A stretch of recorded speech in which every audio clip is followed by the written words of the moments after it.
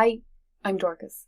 In this video, I am going to show you how to do a bulk check and edit of the stock on your WordPress website where you are also using Woocommerce. And I am going to thank and dedicate this video to diamondjewelers.ie, John Swan Jewellery. They are a small family-owned business in Arklow and they sell jewellery. So if you're thinking of buying any jewellery, please support them.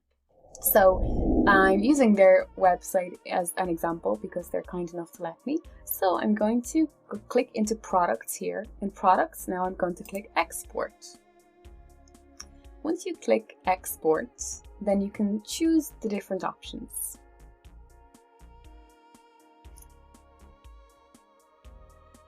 Usually I like to click export all, and even I tick this box myself as well because I like to see everything.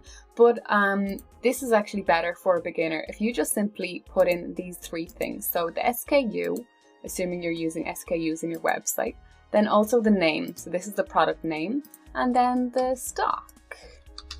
And you want the this one here, the stock by itself. In stock, that's just like a yes or no. Stock here is like the stock level, like 5 means 5 in stock, 10 means 10 in stock, and so on.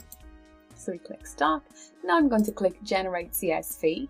Now it's going to generate a CSV of all the products on the website with just the SKU, the name, and the stock.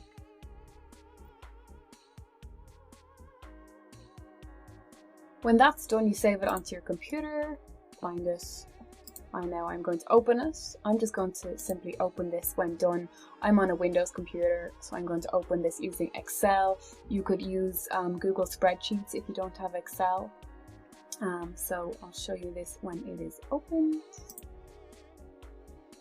So here I am in Excel, and here I can see all of the products. So I can see the SKU there.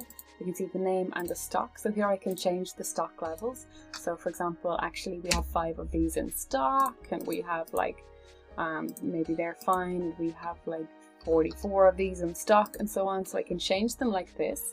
Once I've done, then you should save. So I'm going to click File and Save As, and just as a little tip, just save it as something else. So for example, I call this folder temp. You might call this something for yourself with stock checked, and then like 21/10/2020 or whatever the date is. Just something for yourself, because if you make a mistake, at least you can refer back to the original file that you had downloaded. So let's save that. So once you have that saved,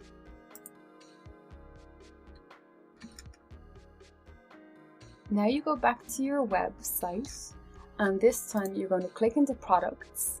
If you remember, you originally started in products and then clicked export. This time you're going to go to products and you're going to click import.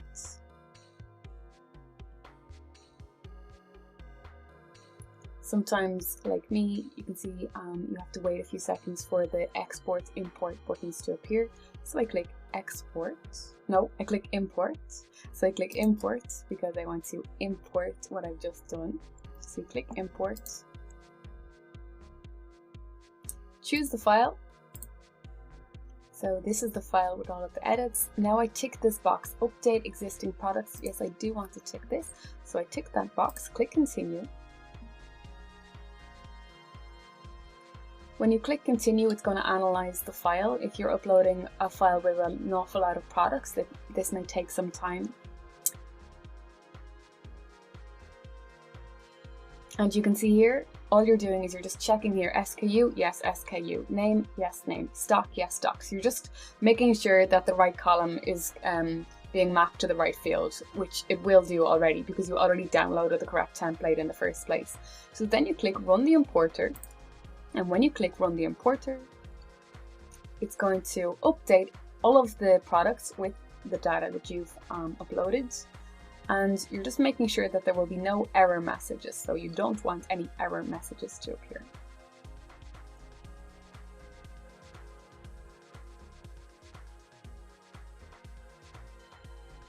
So here we can see the import log. You can see the amount of products that were updated.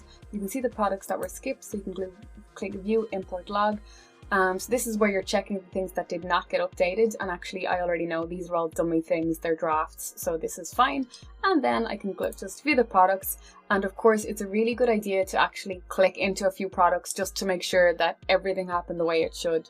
For example, to make sure that, for example, this product should have one in stock, yes, that's correct, and so on. So that is how to check and update your stock using the CSV bulk upload method. If you have any questions, please just ask. Thanks for watching.